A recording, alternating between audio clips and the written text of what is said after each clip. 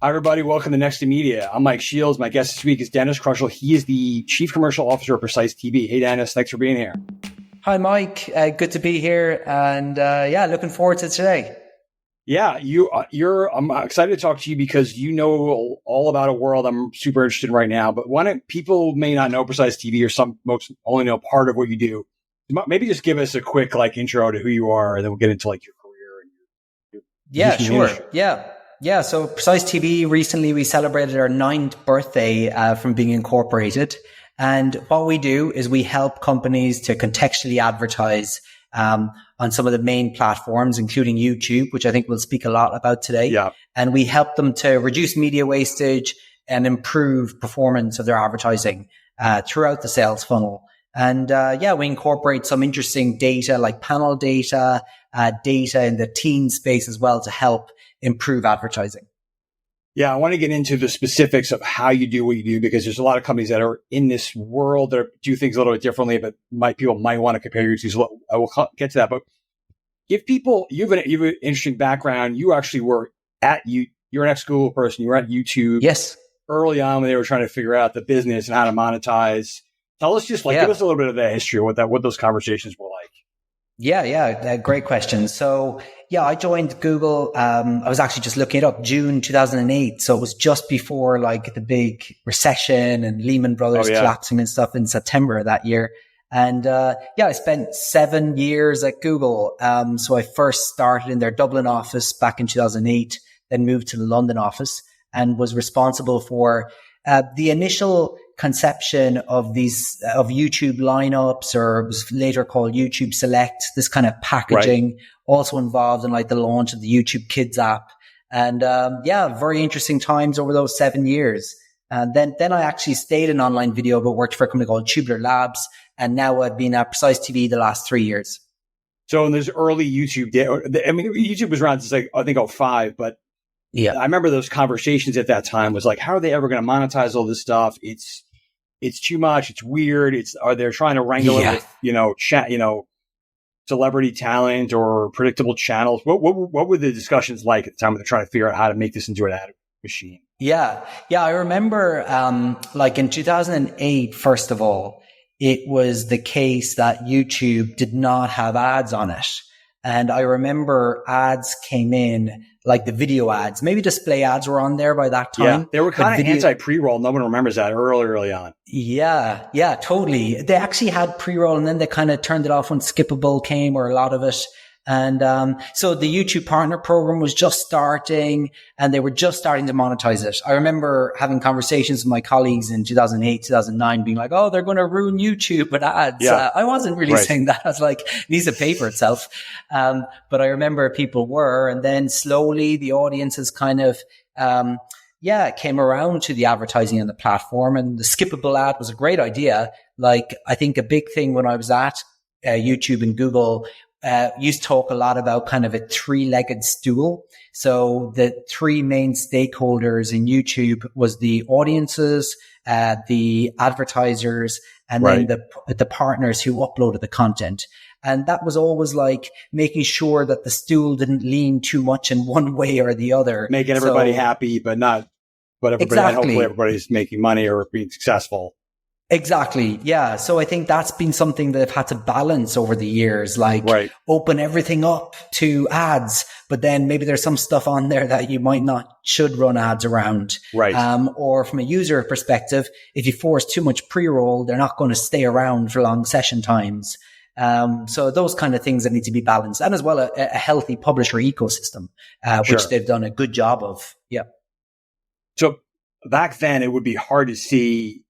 I think people saw a path for YouTube to be successful, making money and being an ad platform, but it was probably hard to see it becoming a TV player, a TV juggernaut. And because at the same time, Google was trying all these other ways into television.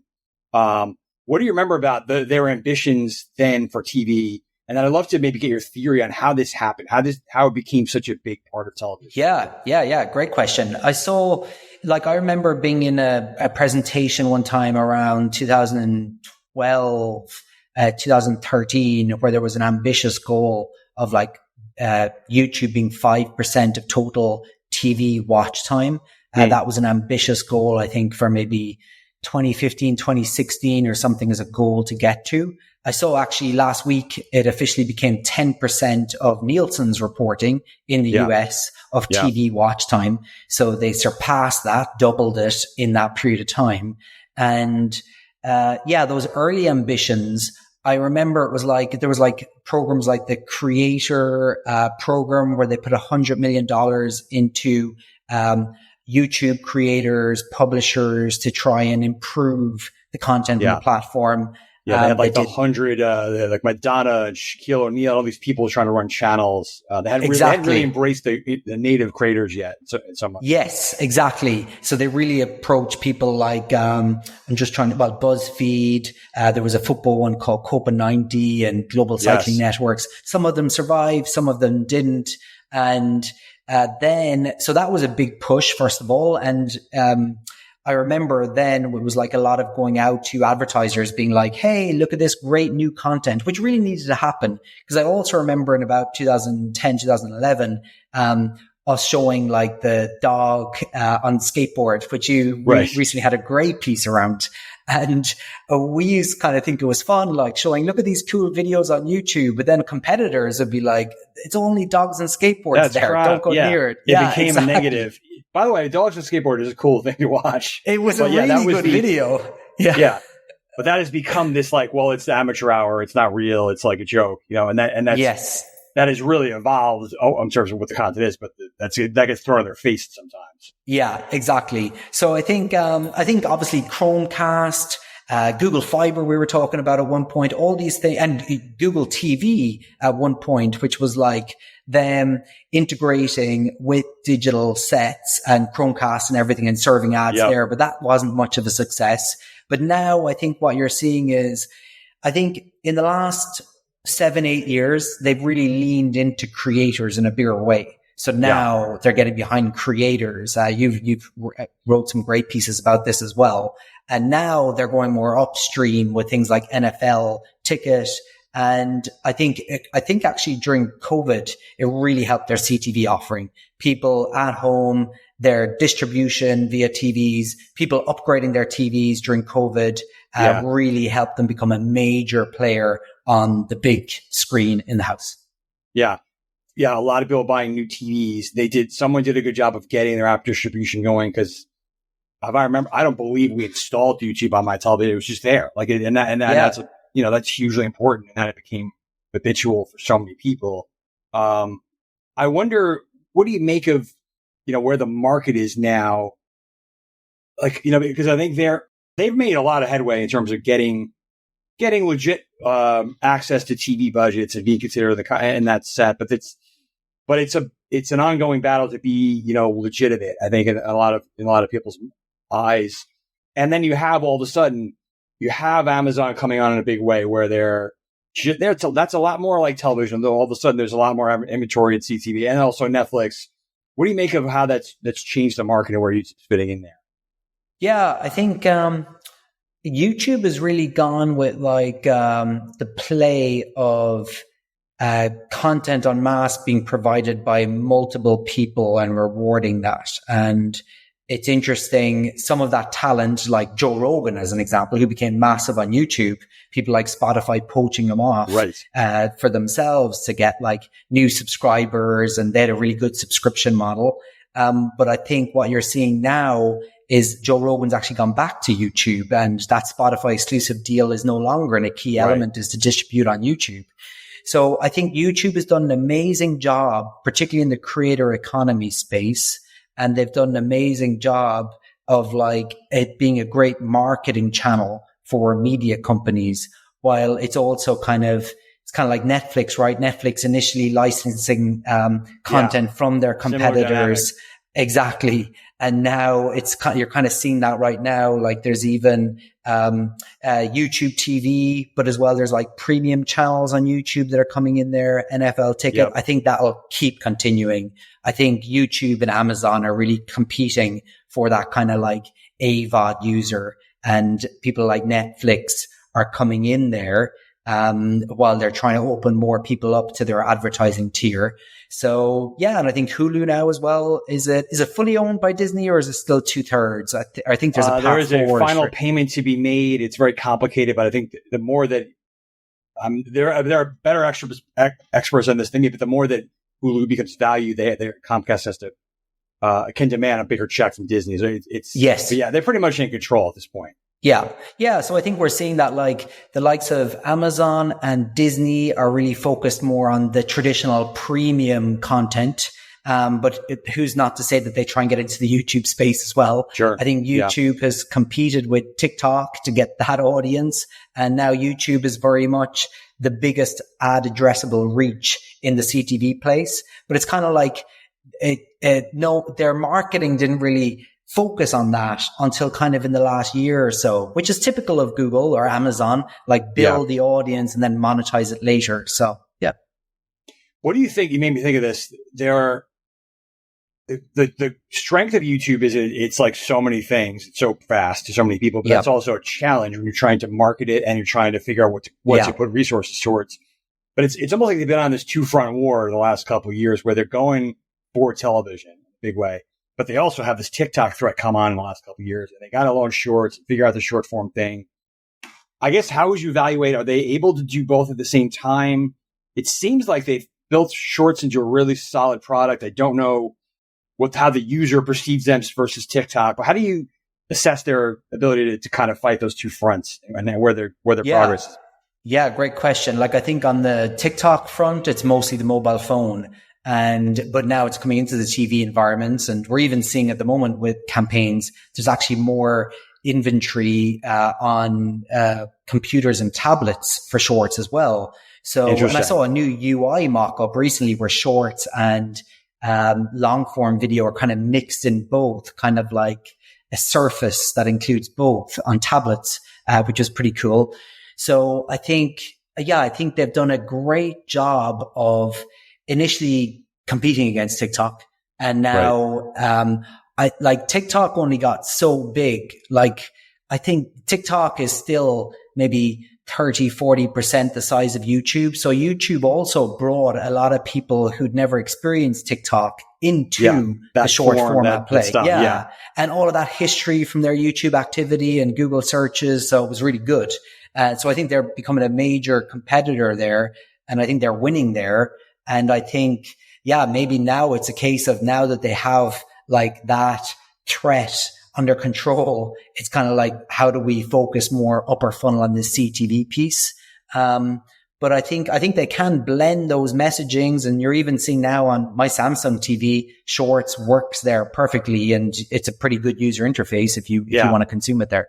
Yeah, and I think TikTok would like to be bigger on television. I know they've gotten a lot of distribution. Don't know if they've got a lot of consumption yet. That's an interesting front. Yeah, and long form. I think I think TikTok has a big challenge where their creators they feel like they're not monetizing as well on TikTok, which YouTube Shorts had the same kind of problem for those creators, publishers.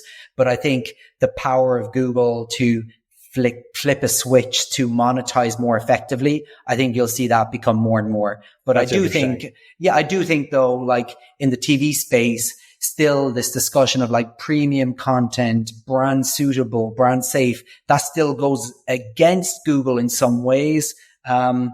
And like analytics, those reports and everything. So, and that's kind of where like a third party ecosystem is developed, for people like ourselves and others as well, where we can add extra layers of brand suitability and contextual relevance to campaigns, which we really lean into at Precise TV. So let's talk about, you said you've been around 9 years. I'm sure the mission has evolved over time, but why contextual? Because there's a great question. I guess maybe should we think of you as a strong, a company that helps people just buy YouTube in a smarter way in a more strategic way that gets better brand adjacencies and associations? Are you a brand safety product? Are you targeting? Are you everything? How do we think about that? And then why contextual? Yeah, great question. We at Precise TV, we really think about like brand suitability, brand safety as like table stakes. Like you got to do that and make sure that you run in environments that you're happy to run in. What we're really focused on is gaining better results for brands. And how we see that taking place is contextual advertising. I think even if you look at like TV advertising, some like TV advertising was great for contextual relevance, or relevance of audience in general for brands. And that's now migrating into the YouTube space. And with YouTube, it's very hard to contextually advertise unless you use someone, us, or there's other potential options out there in the market, but we hope you choose us. And why that's important, when we look at like brand lift studies, which show purchase intent, consideration, or awareness uplift, or ad recall, we're seeing time and time again that like contextually, if you're placing those adverts in relevant places, you'll have better results. We've case studies with the likes of ASICS, Breville, and others on that regard. Because that's interesting, because I think people might expect, contextual the last couple of years has gotten a lot of attention broadly in the industry because of the cookie going away. Yeah. People trying to figure out what do we do. But the supposed winners of this signal loss era are the guys with identity, with really strong identity. So you might think, well, YouTube is part of Google. They have all these logged in people. Why would contextual make sense there? But you're finding it's not a reaction to the identity loss, so to speak. It's actually a more effective way to target a very vast ecosystem. Yeah. And if I give you examples, we've worked for a Salesforce as an example, where we've helped them create kind of custom personas around audiences on YouTube. So whether that's advertising about topics about AI, or whether it's advertising around topics that we know that CTOs or CMOs will be consuming. Right. We're making sure that we're putting their content in contextually relevant places on YouTube, which you cannot go into Google First party today. data doesn't get you there really. No. And as well, typically what happens will be, okay, Google sees a signal that this user is interested in AI. And then it's just a case of serving them adverts wherever it's open to ads. Whether they're thinking about AI or not. Right. Exactly. And that is much easier when you're satisfying three people, like the publisher, the user, and the advertiser. When you're only interested in servicing the advertiser, you're like, okay, actually, we're good to just go around this artificial intelligence content and CTO relevant podcasts that we find. And we're going to leave everything else behind because this is the best content for that campaign. Right. Or we do that within a client called Breville who do coffee machines. We help them, like people who are into yoga or cycling are really into coffee, and create personas around that as well. Same here. Yeah. I'm into coffee, but I don't know. Cycling, I'm not into yoga so yet. much. Maybe, maybe soon. Yeah. Okay, so I always wonder about this. Why I asked in the history of the YouTube buying universe, like there were the MCNs, there were various companies that were trying to bring targeting and different tools. I always wonder, why doesn't YouTube just do this, right? Like, why don't they just have a team that is it too hard for them to build all this stuff that you guys do? Would they rather have demand coming in from the outside from all different sources? Is it just, why don't they just, rip you guys off and start doing this? Or this works for them. Yeah, I think Google loves doing things at scale. When I was there, it was really like what projects are going to be like $1 billion opportunities or whatever. Right. So I think really getting into kind of more of, placing adverts in contextually relevant places hasn't been something that they've been as focused on to date. That might change in the future, but we know from our experience that advertisers do want that contextual relevance with their campaigns. Yeah. I think from Google's perspective, again, making sure that they're kind of serving ads at scale for millions of advertisers, or at least hundreds of thousands of advertisers, they need to do that in scalable ways. What we built on our side is scalable ways to do contextual targeting. But I think that kind of, I remember, I'll give a good example with Facebook. I remember having a Facebook page for something, and it was literally click a button to advertise here, and next thing your ads were up and going. Yeah. If you started opening up the options for okay, you're now a sophisticated enough advertiser to do contextual advertising, or you believe in YouTube enough to do this in a more advanced way. Not every advertiser is there yet. A lot of them, as we've talked about, are like, okay, TV was premium. Oh crap, YouTube's really big on TV now. How do I do this? Here? What do I do? Exactly. Right. And we really handhold people along that journey, which Google isn't able to do for all of their clients. If you look at the Google search business, they really leaned into partners there to have a good third-party ecosystem. And that's what's happening in the YouTube space as well. Right. One area you've had a lot of success. I'm always interested in this because kids, I way back in my career, I worked on some kids brands, and that obviously reaching kids and family has totally changed. You've had some success there. Can you talk about that space? Where the market has moved, and how do you figure out, the YouTube environment, influencers, the kids app? What's the right mix? Like, talk about that world for a little bit, if you would. Sure. Yeah. And I think it was only your newsletter last week where that new Nielsen data came out, which I thought was interesting, where it really showed that 20% of the kids audience, it was like the composition of YouTube. Yeah, I believe it was 20% of YouTube is kids on television. It was kids 2 to 11. Under 18 was like 27 or something like percent. So it's a bigger percentage than the rest of TV, whatever that is. Yeah, exactly. It was like, I remember seeing it. I'm just putting in my notes here that, linear TV for 2 to 49-year-olds, was really low. But you can see linear's composition for 50 plus is 78% of total viewing. That's all these people do. Well, only 22% for 2 to 50. So like, if you're interested in that 2 to 50 audience, YouTube has it in abundance. It's it's their composition is like 60% plus. So in the kids space, the younger audience space, we do quite a bit in the kids space. We do some kind of in teenage advertising as well, which now you have to contextually advertise in the teen space as well. You cannot target them, right? You have to be really careful. There's been an update to COPA legislation where it basically says teenagers are now included in that as well. So you have to contextually advertise and use someone like ourselves. So in the kids space, yes, in 2019 on YouTube, Google put in place this MFK, made for kids categorization, where creators basically upload kids related content, and all audience targeting is turned off of that. So you can only contextually advertise. So that naturally was a place where we built quite a bit of our business. And that space, contextually advertising to relevant trends or topics that are happening, whether that be Roblox or Minecraft, or whether you go up to teenagers and you're kind of like tween content, or health or beauty or health and fitness. All those areas are great opportunities on YouTube where the audience is very large, but you need to have some technology like ours to effectively advertise in that space.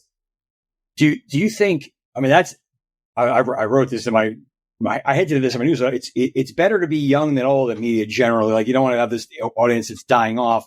But I do wonder, like, does YouTube have a challenge that could it be too young? Are there too many kids? Can they keep brands away from kids that don't want to be there? Is it not a big deal? Like, what do you think of that?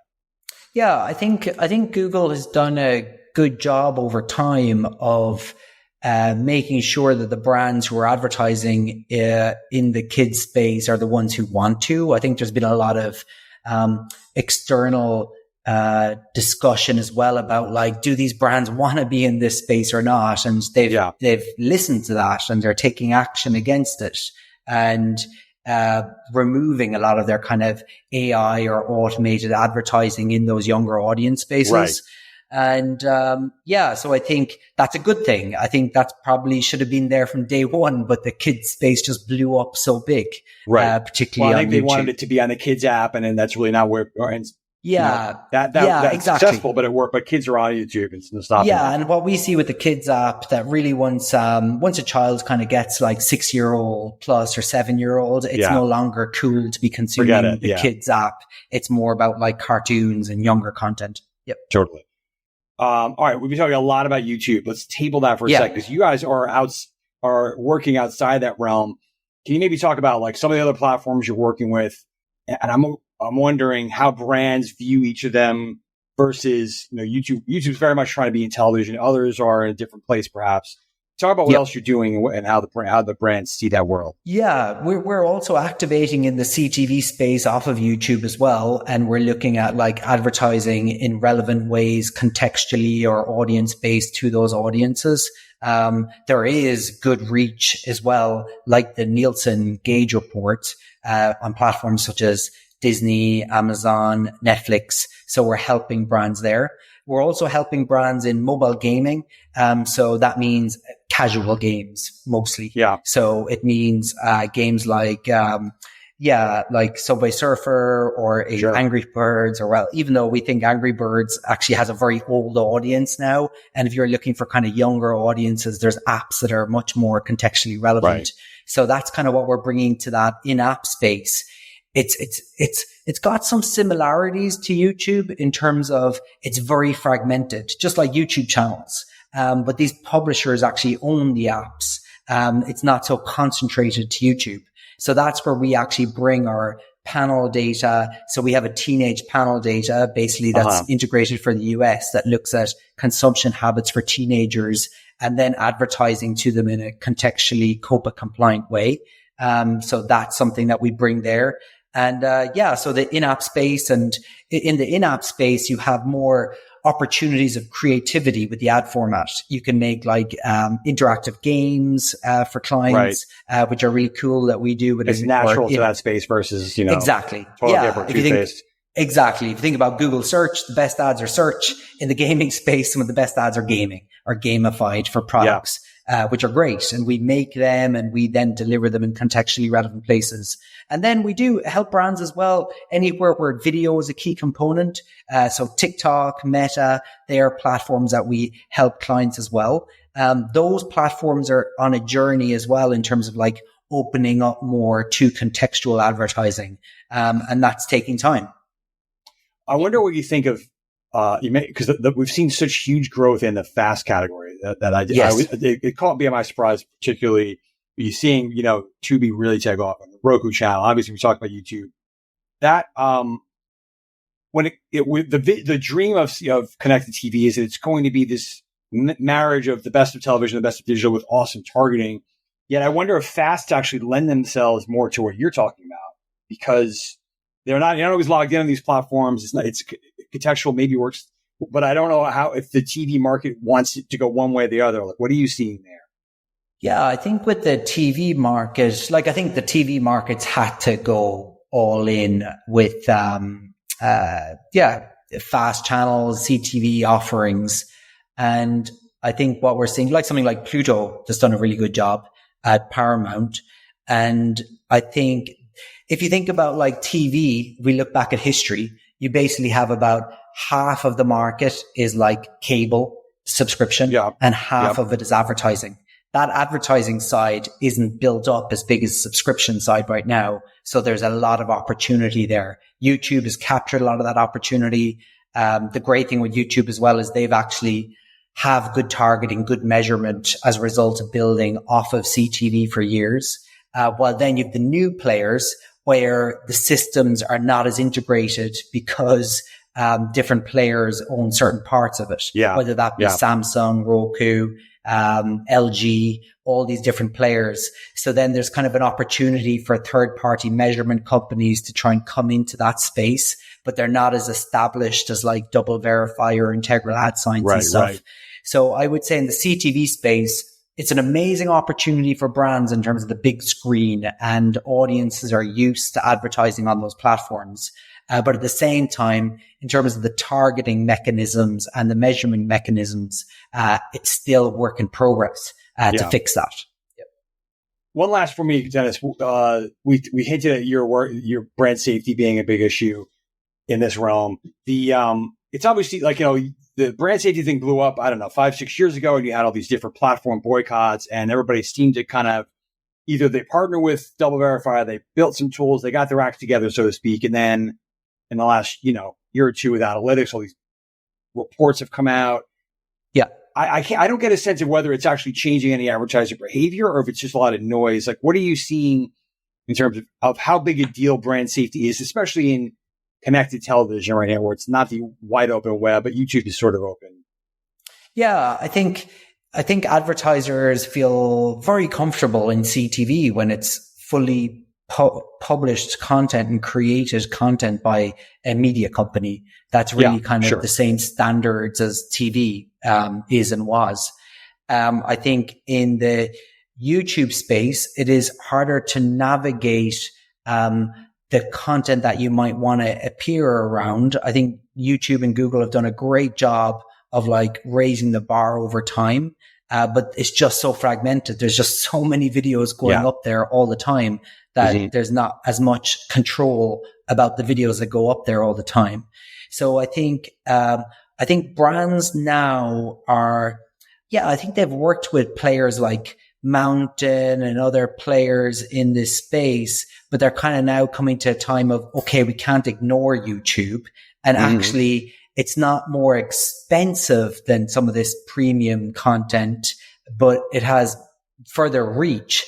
So we got to lean into it and understand it and do it in a way that's good for our brands. So I do feel like the market's changing, but I feel like the TV market was created over so many years and they've done such a good job of holding on to those dollars. I think COVID changed a lot of that. But now I think like those Nielsen numbers that came out last week, like, wow.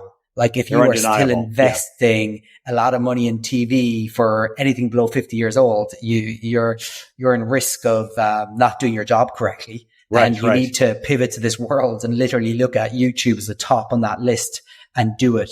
I think the agencies it takes a bit of time for those agencies to change as well. Flip, yeah.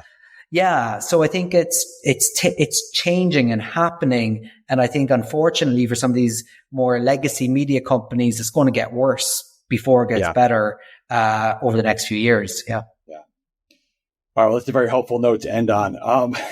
Denis, great conversation, fascinating stuff. Let's talk again, but thanks so much for your time here. Yeah. And Mike, one last shout out is like, we're very much looking forward to hosting an event with you in New York on October 1st. That's so right. we're going to have, and we're going to have some of the brands I mentioned earlier, like Salesforce, ASICS, Adult Swim, I'll be there. Actually on a panel event, and Mike's going to be there in person as well. So if you're interested, go to precise.tv and there's a link at the top of the banner to sign up. It's a free event. And we're going to talk I'm looking more forward about to CTV. it. It's coming soon. Awesome stuff. Yeah. All right, Denis. Great. I will talk to you soon. See you in New York. And thanks everybody for listening. Thank you. Thanks everyone. Bye.